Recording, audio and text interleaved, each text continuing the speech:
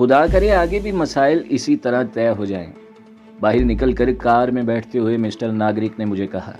میں صرف ٹھنڈی سانس لے کر رہ گیا۔ سارے راستے میں ان کی معاملہ فہمی اور موقع شناسی کی داد دیتا آیا۔ انہوں نے بڑی ہوشیاری سے اس حرافہ کو شیشے میں اتارا تھا، گو کہ اس سے پہلے بھی اس نے مسٹر ناگرک کے لیے کچھ کام کیے تھے، جس کا اندازہ میں نے اس کی گفتگو سے بخوبی لگا لیا تھا، اور اس بات کا بھی مجھے احساس ہو چلا تھا کہ مسٹر ناگرک کا طریقہ واردات انتہائی معصومانہ ہے۔ وہ شردا کو بالکل اندھیرے میں رکھ کر اس سے بڑے بڑے کام کروا لیتے تھے۔ ممکن ہے اسے اس سلسلے میں لمبی ادائیگی بھی کی جاتی ہو، لیکن وہ اتنے اونچے درجے کی عورت تھی کہ صرف پیسے ہی کے حصول کے لیے سب کچھ کر گزرنے والی نہیں تھی۔ یقیناً اس میں ناگرک اور اس کی دوستی کا بھی عمل دخل رہا ہوگا۔ وہ کامیاب سپائی ماسٹر تھا۔ وہ لوگ جانے کب سے نیپالی کا تعاقب کر رہے تھے اور ان معاملات میں کتنی دور تک ان کی نظر تھی۔ مجھے ان لوگوں میں چونکہ اس سے پہلے بھی کام کرنے کا موقع مل چکا تھا، اس لیے مجھے ان کی صلاحیتوں پر مکمل اعتماد تھا، اور میرا دل گواہی دے رہا تھا کہ جس طرح تن من دھن سے یہ لوگ ملک کے لیے جان کی بازی لگائے ہوئے ہیں، کامیابی انشاءاللہ ضرور ان کے قدم چومے گی۔ راستے میں مجھے مسٹر ناگرک اس سلسلے میں پیش آنے والے حالات سے آگاہی کرتے اور پہنچاتے رہے۔ ایک جگہ رک کر انہوں نے کہیں فون کیا اور واپس گاڑی میں بیٹھ کر ایک ہوٹل کی طرف اس کا رخ موڑ دیا، جہاں ایک شاندار کمرہ رمیش دوبے کے نام سے بک ہوا تھا۔ مجھے ہوٹل چھوڑ کر وہ صبح تک کے لیے الوداع کہہ کر چلے گئے تھے۔ رات کے قریباً 12 بج رہے تھے جب میں ایک بیرے کی رہنمائی میں اپنے کمرے تک پہنچا۔ میرے بریف کیس میں جو مجھے مسٹر ناگرک نے کار سے اترتے ہوئے دیا تھا، ایک شب خوابی کا لباس موجود تھا۔ کپڑے بدل کر میں بستر پر لیٹ گیا اور خیالات کے دوش پر پرواز کرتا بالآخر گہری نیند کی آغوش میں سما گیا۔ صبح میری آنکھ ٹیلی فون کی گھنٹی سے کھلی۔ سب سے پہلے میری نظر سرہانے رکھی گھڑی پر پڑی جو صبح کے 6 بجنے کا اعلان کر رہی تھی۔ مجھے کچھ شرمندگی سی ہوئی کہ میں ابھی تک کیوں سوتا رہا۔ ہیلو، میں نے بھرائی ہوئی آواز میں کہا۔ ابھی تک استراحت ہی فرما رہے ہو؟ دوسری طرف مسٹر ناگرک تھے۔ تیار ہو جاؤ، ناشتہ ہم اکٹھے ہی کریں گے۔ میں نے ریسیور کریڈل پر رکھا اور بستر سے چھلانگ لگا کر باہر نکل آیا۔ 3-4 منٹ تک ہلکی پھلکی ورزش کی اور باتھ روم میں جا گھسا۔ میں تیار ہو کر کمرے میں رکھے سنک میز کے سامنے کھڑا اپنا جائزہ لے رہا تھا جب دروازے پر دستک سنائی دی۔ شاید مسٹر ناگرک آ گئے تھے، یہی خیال کر کے میں آگے بڑھا اور ایک جھٹکے سے دروازہ کھول دیا۔ پھر جس طرح دروازہ کھلا تھا اتنی ہی تیزی سے مجھے واپس اندر آنا پڑا۔ اندر آنے والے نے دروازے کا لاک کھلتے ہی دھکا دیا اور پھر دروازہ مجھ سے ٹکرایا۔ میں سیدھا پلنگ پر جا گرا۔ جب اٹھ کر کھڑا ہوا تو ایک پستول کی نالی میری طرف اٹھی ہوئی تھی۔ خوش آمدید، میں نے ہاتھ اوپر اٹھاتے ہوئے چہک کر کہا۔ میں بزدلی کا مظاہرہ کر کے انہیں خود پر حاوی ہونے کا موقع نہیں دے سکتا تھا۔ کون ہو تم؟ نوارد نے میرے چہکنے کو بالکل نظر انداز کرتے ہوئے بڑے سرد لہجے میں پوچھا تھا۔ وہ نہیں ہوں جو سمجھ کر تم یہاں آئے ہو، میں نے دوبارہ سنبھل کر کہا۔ کس کے لیے کام کر رہے ہو؟ اس کا لہجہ بدستور وہی تھا۔ تمہارے لیے بھی کر سکتا ہوں، میں نے ہوا میں تیر چلایا۔ نوارد نے چند لمحے کے لیے شاید میری بات کو تولا۔ اس کی خاموشی کا مطلب کم از کم یہی لیا جا سکتا تھا۔ زیادہ چالاکی مت دکھاؤ، پستول میں نصب سائلنسر تمہیں نظر آ رہا ہوگا۔ اس نے میری نقل و حرکت کا نوٹس لیا۔ دیکھو مہاشے جی، مجھے مرنے کی کوئی ایسی جلدی نہیں ہے، اور ویسے بھی میں ہنگاموں سے دور بھاگتا ہوں۔ آپ کچھ کہیے گا بھی؟ میں نے قریباً کھکھیاتے ہوئے کہا۔ مجھے امید تھی کہ میرا تیر نشانے پر لگا ہے۔ شردا کے کمرے میں تمہارے ساتھ دوسرا آدمی کون تھا؟ اس نے میری باتوں پر گویا بالکل کان نہ دھرنے کی قسم کھائی ہوئی تھی۔ ایک بات تو بالکل صاف تھی کہ اس کا تعلق بھارتی انٹیلیجنس سے ہرگز نہیں تھا، ورنہ اس کی آمد یوں چوروں کی طرح نہ ہوتی۔ وہ بھی شاید میری طرح نیپالی پرنس کا کوئی عاشق تھا جو اس کی جنت پر ہاتھ صاف کرنے کے چکر میں تھا، اور جسے ہمارا اس کھیل میں کودنا ناگوار گزرا تھا۔ اس کا مطلب یہ تھا کہ دونوں کے علاوہ بھی کچھ لوگ اس معاملے میں ملوث تھے۔ شردا کے کمرے میں جانے کا مطلب تو کسی گدھے کی سمجھ میں بھی آ سکتا تھا۔ میں نے بڑے اطمینان سے جواب دیا۔ شٹ اپ، اس نے مجھے ڈانٹا۔ تمہارا دوسرا ساتھی کون تھا؟ دوبارہ اس نے اپنے پہلے سوال کی طرف توجہ دلائی۔ دلال، میں نے بغیر کسی ہچکچاہٹ کے کہہ دیا۔ نام کیا ہے اس کا؟ ناگرک۔ یہاں اچانک ہی مل گیا تھا۔ پہلے تو اس کی کمیشن سن کر مجھے غصہ آیا، لیکن لونڈیا دیکھ کر اس پر مجھے پیار بھی آیا تھا۔ میں نے بات سے بات نکالی۔ میری معمولی سی گھبراہٹ کسی بھی لمحے کھیل کا پاسا پلٹ سکتی تھی۔ مجھے اس حقیقت کا شدت سے احساس تھا۔ نووارد پھر کچھ سوچنے لگا۔ اگر برا نہ مانو تو ہاتھ نیچے گرا لوں؟ میں نے بڑے ملتجی لہجے میں اس سے پوچھا۔ اس نے میرے چہرے پر نظر جما کر شاید ایکٹنگ نام کی کوئی چیز تلاش کرنے کی کوشش کی تھی، لیکن وہاں اس کو سوائے خوف اور زبردستی کی مسکراہٹ کے، جو عموماً کسی خوف زدہ صورتحال سے نجات حاصل کرنے کے لیے ہونٹوں پر چپکائی جاتی ہے، اور کیا مل سکتا تھا؟ دیکھو مسٹر، میرا پیشہ بھی ناگرک والا ہی ہے، اور گاہک پہلے میں نے پھنسایا تھا۔ میں نہیں چاہتا کہ کوئی اور اس کے نزدیک بھی پھٹکے۔ اگر تمہیں پیسہ اڑانے کا اتنا ہی شوق ہے تو میں شردا سے بڑھ کر بھی کئی چیزیں تمہیں دکھا سکتا ہوں۔ میں نے اس کے اس جواب کا مطلب پہلے تو یہی سمجھا کہ اسے میری معصومیت پر یقین آ گیا ہے، اس لیے فوراً ہاتھ گرا لیے، جس پر اس نے کسی سخت رد عمل کا اظہار نہ کیا۔ پھر میں نے دلی دل میں اس کی حاضر دماغی کو سراہا۔ اس نے فوراً کیسا شاندار پلاٹ گھیرا تھا۔ کھلاڑی تو وہ بھی بڑا کائیاں تھا، لیکن مات کھا گیا۔ لیکن مہاشے جی، تم ہی ان چیزوں کی طرف کیوں نہیں چلے جاتے؟ میں نے طنزیہ کہا۔ دیکھو مسٹر، یہ میرے دھندے کا معاملہ ہے، اور میں اپنے راستے میں آنے والوں کو کبھی معاف نہیں کیا کرتا۔ تم نوجوان ہو اور ملنا یقیناً پسند نہیں کرو گے۔ جس طرح میں کہتا ہوں اس طرح ہونا چاہیے، ورنہ اس نے بات ادھوری چھوڑ دی تھی۔ اب اسے شاید یقین آ چکا تھا کہ میں محض ایک ریشہ ختمی قسم کا سرمایہ دار ہوں، اور شردا سے میرا تعلق اگر کوئی ہے تو اسی نسبت سے ہے۔ میں دل ہی دل میں اپنی اداکاری پر خود کو داد دے رہا تھا۔ میری خوش قسمتی تھی کہ نووارد نے مجھے کوئی شریف قسم کا تماش بین سمجھا اور دھمکی دینے پر ہی اکتفا کیا تھا، وگرنہ اس کے سائلنسر لگے پستول کی صرف ایک گولی اس کے خدشات اور میری زندگی کا خاتمہ کرنے کے لیے کافی تھی۔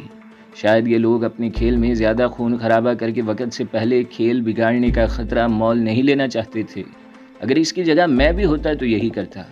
ٹھیک ہے، میں آج ہی اسی شہر سے چلا جاتا ہوں، میں نے سہم جانے کی اداکاری کرتے ہوئے کہا۔ میری یہاں آمد کا ذکر بھی اپنے ساتھی سے نہ کرنا، سمجھے؟ بالکل نہیں کرے گا، بالکل نہیں، میں نے اسے تسلی کروائی۔ پستول کے منہ سے لگا سائلنسر اتار کر اس نے اپنی جیب میں ڈالا اور دوسری جیب میں پستول ڈال کر جس طرح آیا تھا اسی طرح واپس چلا گیا۔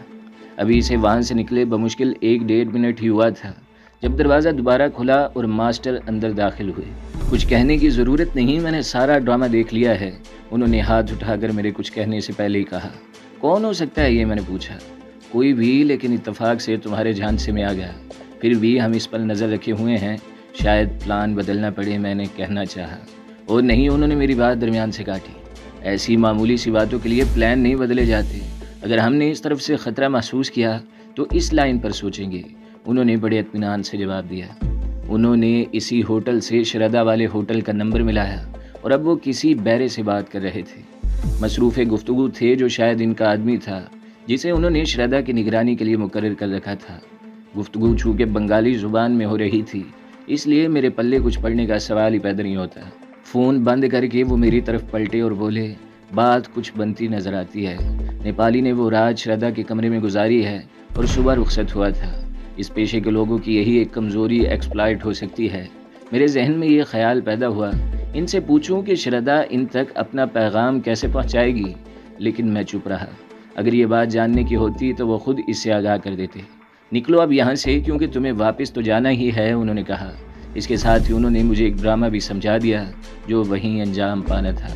مسٹر ناگرک نے اس بات پر یقین کر لیا تھا کہ حملہ آور یہاں سے چپ چاپ رخصت ہو گیا ہے، لیکن یہ بات شاید ان کے ذہن میں رہی تھی کہ اس کا کوئی آدمی ابھی یہاں میری نگرانی کے لیے موجود ہوگا، اور اسی امکان کے پیش نظر انہوں نے مجھے یہ ڈرامہ سمجھایا تھا۔ ان کے کہنے کے مطابق میں نے غصے کا موڈ بنایا اور کمرے سے ہوٹل کا کاؤنٹر ملایا۔ میں اسی وقت آپ کا ہوٹل چھوڑ رہا ہوں، بل بھیج دیجیے، یہ کہہ کر میں نے فون کریڈل پر پٹخ دیا۔ فائن، مسٹر ناگرک نے مجھے داد دی۔ چند ہی منٹ بعد ایک مؤدب ویٹر اور ہوٹل انتظامیہ کے ایک چاقو چوبند میزبان میرے کمرے میں موجود تھے، اور مسٹر ناگرک ان کے سامنے ہاتھ باندھ کر رک جانے کی بےنتی مجھ سے کر رہے تھے۔ پرماتما کے لیے مہاراج، مجھے بتائیے تو صحیح ہوا کیا؟ انہوں نے قریباً گھگیاتے ہوئے کہا۔ شٹ اپ، میں نے ڈانٹ پلائی۔ مہاراج جی، میری ساکھ ختم ہو جائے گی، میں جہنم میں گئے تم اور تمہاری ساکھ۔ تم سب فراڈ لوگ ہو۔ میں آج شام کی فلائٹ سے واپس پنجاب جا رہا ہوں، میں نے ان کی بات کاٹ کر دھاڑتے ہوئے کہا۔ لیکن مہاراج، چپ رہو، میں نے لڑکی کو پرس سے پیسے نکال کر بل دیتے ہوئے انہیں پھر ڈانٹا۔ ٹھیک ہے مہاراج، جیسی آپ کی اچھا، ورنہ میرے پاس مال تو اور بھی۔ وہ نامکمل بات کہہ کر خاموش رہی۔ اس دوران وہ لڑکی جو ویٹر کے ساتھ کمرہ خالی کروانے آئی تھی، احساس دلائے بغیر گہری نظروں سے ہم دونوں کا جائزہ لیتی رہی۔ اس کا مطلب یہی تھا کہ سپاہی ماسٹر کا شک صحیح نکلا۔ میں نے انہیں بھاری ٹپ دے کر رخصت کیا۔ ان کے سامنے مسٹر ناگرک کو بھی دفع کیا اور ہوٹل سے باہر آ کر ٹیکسی کا منتظر ہو رہا۔ اس دوران ایک اور محترمہ مجھ سے چپکی رہیں۔ وہ خاتون بظاہر بڑی عقلمندی سے مجھے نظروں میں رکھے ہوئے تھی۔ جیسے ہی ایک ٹیکسی سے سواری اتری، میں لپک کر اس میں بیٹھا اور ایک دور کی منزل کا پتہ بتا دیا تاکہ ٹیکسی ڈرائیور لمبی سواری کی امید پر مجھے انکار نہ کر دے۔ وہ بیچاری ہاتھ ملتی ہی رہ گئی۔ ایک مناسب جگہ ٹیکسی رکنے کا اشارہ کر کے ایک بڑا نوٹ اس کی گود میں پھینک کر میں باہر نکل آیا اور ایک دوسری ٹیکسی کے ذریعے ہوٹل تک جا پہنچا۔ کمرہ نمبر 28 پر مخصوص دستک کے جواب میں وہاں سے مسٹر ناگرک برآمد ہوئے، جو میرے دیر سے آنے پر فکر مند تھے۔ میں نے اپنی ساری رام کہانی سنا دی۔ رات کا وقت وہیں گزرا تھا۔ اس دوران فون کی گھنٹی 1-2 دفعہ بجی۔ مسٹر ناگرک نے بنگالی زبان میں کچھ باتیں کی۔ ہم نے 8 بجے تک کا وقت تاش کھیل کر گزارا تھا، پھر وہیں کھانا منگوا لیا۔ ابھی بمشکل کھانے سے فارغ ہوئے تھے جب دوبارہ ٹیلی فون ٹررایا۔ اس مرتبہ مسٹر ناگرک نے فون لگتے ہی مجھے مخاطب کیا۔ آل رائٹ کمانڈو، یہ میرے تیار ہونے کا اشارہ تھا۔ میں نے پستول کا میگزین نکال کر دوبارہ اس کا جائزہ لیا، دوسری جیب میں رکھی نائلون کی مضبوط رسی اور پتلون کے نیچے پاؤں کے نزدیک اڑسے خنجر کی موجودگی کی تصدیق کی اور اٹھ کر کھڑا ہو گیا۔ تھوڑی دیر بعد ہی ہم لوگ وہاں سے باہر آ گئے۔ کمرے سے ہوٹل کے دروازے تک کا سفر ہم نے الگ الگ کیا تھا۔ ہوٹل سے قریباً 1 میل دور کار ہماری منتظر تھی۔ یہ راستہ بھی ہم نے ایک دوسرے کے تعاقب میں پیدل ہی طے کیا تھا۔ شاید مسٹر ناگرک اس امکان کو مد نظر رکھے ہوئے تھے کہ ممکن ہے کوئی اس ہوٹل کی نگرانی کر رہا ہو۔ کار ایک جگہ پارکنگ ایریا میں کھڑی تھی جس کے نزدیک اس کا ڈرائیور بھی موجود تھا، جو مسٹر ناگرک کو دیکھتے ہی وہاں سے ہٹ گیا۔ دروازہ کھلا تھا۔ ہم دونوں نے اگلی سیٹیں سنبھال لی۔ ہم پوائنٹ نمبر 2 کی طرف جا رہے ہیں مسٹر۔ وہیں نیپالی پرنس اور اس کا شکار ملاقات کریں گے۔ شاید آنے والا نیپالی کے لیے مائکرو فلم لے کر آئے گا، کیونکہ فائلیں اٹھا لانا اس کے بس کا روگ نہیں۔ ہم ایک دوسرے سے کچھ فاصلے پر الگ ہو جائیں گے۔ انہوں نے مجھے بقایا تفصیلات سمجھاتے ہوئے پوائنٹ نمبر 2 کا ڈیڈ ڈراپ دہرانے کے لیے کہا، جو میں نے دہرایا۔ شردا کی طرف سے ملنے والے کوشن کی نشاندہی اور اگلی ملاقات کے لیے جگہ کا تعین کرنے کے بعد انہوں نے مجھے مطلوبہ مقام سے قریباً 1.5 میل دور اتار دیا اور نیک تمناؤں کا اظہار کرتے ہوئے رخصت ہو گئے۔ اس وقت رات کے تقریباً 8:30 بج رہے تھے اور شردا کی اطلاعات کے مطابق ان دونوں کی ملاقات 10 اور 11 بجے کے درمیان متوقع تھی۔ یہ 1.5-2 گھنٹے گزارنا ہی میرے لیے سب سے بڑا مسئلہ تھا، جس کا مجھے فی الوقت کوئی حل نہیں سوجھ رہا تھا۔ پوائنٹ نمبر 2 ایک ماڈرن کالونی کا بنگلہ تھا، جس کے سامنے کالونی کا تفریحی باغ بنا ہوا تھا اور سڑک گزرتی تھی۔ یہ دونوں جگہ میرے لیے غیر محفوظ تھیں، کیونکہ میرے علاوہ بھی کچھ لوگ اس چکر میں ضرور موجود تھے۔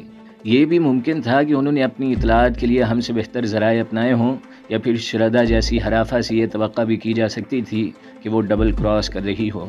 ان دونوں امکانات کو رد کر بھی دیا جاتا تو بھی کم از کم اس شخص کی طرف سے آنکھیں بند نہیں کر سکتا تھا جو ہوٹل کے کمرے تک پہنچ گیا تھا اور شردا جس کی نظر میں آ چکی تھی۔ اس بات کے 100% امکانات موجود تھے کہ اس نے شروع سے آخر تک شردا پر نظر رکھی ہوگی اور اسے یہاں نیپالی کے ساتھ اس کی موجودگی کا بھی علم ہوگا۔ ایک اور گروہ کی اس معاملے میں دلچسپی بھی میرے علم میں تھی اور میں یہ اندازہ لگا سکتا تھا کہ ان لوگوں کے ہاتھ بہت لمبے ہیں، اتنے لمبے کہ انہیں کم از کم نیپالی تک پہنچنے میں کوئی دشواری پیش نہیں آ سکتی تھی۔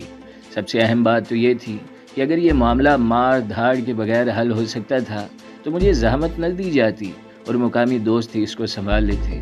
کچھ یہی تھے وہ خیالات جنہیں لے کر میں اس طرف بڑھ رہا تھا۔ قریباً 9 بجے میں اس تفریحی پارک کے سامنے سے گزر رہا تھا، جس کے کونے میں پڑے بینچ پر ایک شخص سر جھکائے سگریٹ نوشی میں مشغول تھا۔ سڑک کے کنارے ایک کھمبے سے لٹکے بیمار بلب کی زرد سی روشنی میں مجھے ایک اور شخص بھی بخوبی دکھائی دے رہا تھا، جو بظاہر ماحول سے بے پرواہ سگریٹ کی کش لگا رہا تھا۔ 2 اپنے جیسے مشتبہ ان کے علاوہ میرے نزدیک سے گزر چکے تھے۔ اگر مجھے کوئی خوش فہمی بھی اس سلسلے میں تھی تو وہ اب دور ہو چکی تھی۔ میں گہری نظروں سے ماحول کا جائزہ لیتا، بالآخر گھوم کر بنگلے کی پشت پر پہنچ گیا، جہاں سے مجھے اوپری منزل کے ایک کمرے میں روشنی دکھائی دے رہی تھی۔ پشت والا حصہ میری دانست میں قدرے مضبوط بھی تھا اور مقامی دوستوں نے محلے وقوع کا جائزہ لے کر اس سمت کو میرے لیے زیادہ محفوظ جانا تھا۔ مجھے اور تو کوئی مناسب جگہ نظر نہ آئی، البتہ ایک کوٹھی کے باہر بنے چھوٹے سے باغیچے میں، جس کے چاروں کونوں پر گھنے درخت نظر آ رہے تھے، گھس گیا۔ میں نے تربیت کے مطابق اس جگہ کو غنیمت جانتے ہوئے خود کو چھپا لیا تھا اور اب میری نظریں اس کمرے کی سمت تھیں، وہ کھلنے والی کھڑکی پر جمی تھیں جہاں سے لائن کلیئر کا اشارہ ملنے والا تھا۔ رات کے تقریباً 10 بجے میری مراد برائی جب میں نے ایک خاتون کو کھڑکی کھول کر اس میں سے باہر جھانکتے دیکھا۔ وہ ایک مخصوص انداز سے جھک کر دوبارہ اٹھی اور کھڑکی بند ہو گئی۔ یہ اس بات کا اشارہ تھا کہ شردا کا کام مکمل ہو چکا ہے۔ اس نے دونوں کو شراب میں گہری نیند طاری کرنے والا سفوف پلا کر بے ہوش کر دیا ہے۔ میں بلی کی طرح دبے پاؤں باہر نکلا اور پشت والی چھوٹی سی دیوار پھلانگ کر اندر داخل ہو گیا۔ یہ بنگلے کی نچلی منزل تھی جس پر مکمل تاریکی تاری تھی۔ میرے پاؤں زمین پر لگے تو کچھ نمی کا احساس ہوا۔ میں لان میں کودا تھا جسے شاید آج ہی پانی دیا گیا تھا۔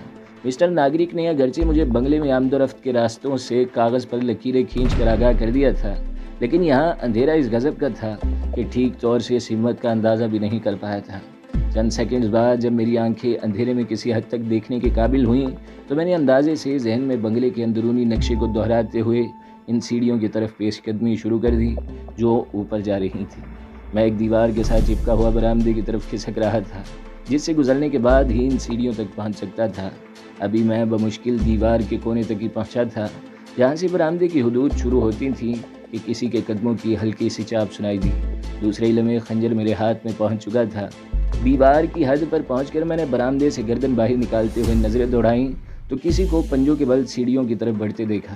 اتنی دور سے سوائے پستول کی گولی مارنے کے اس کا اور کچھ نہیں بگاڑ سکتا تھا، لیکن ابتدائی مراحل ہی میں پستول کی فائرنگ کی آواز کا خطرہ مول لینے کا مطلب سوائے سارے کیے کرائے پر پانی پھیرنے کے اور کچھ نہ ہوتا۔ اسے اپنی طرف متوجہ کرنے اور اپنے قریب لانے کا بھی اس وقت مجھے کوئی مناسب طریقہ نہیں سوجھ رہا تھا۔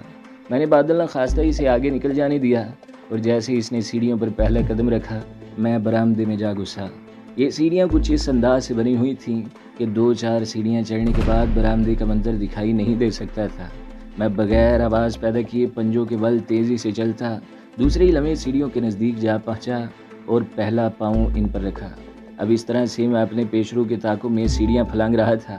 ان سیڑھیوں کا خاتمہ اس بالکنی پر ہوتا تھا جس کے ایک طرف ان کمروں کی قطار تھی جس میں سے ایک میں شردا یہ ڈرامہ رچائے میری منتظر تھی۔ جب میرے آگے جانے والا بالکنی سے آہستہ آہستہ اس کمرے کی جانب بڑھ رہا تھا، اس وقت میں بالکل آخری سیڑھی کے قریب پہنچ چکا تھا۔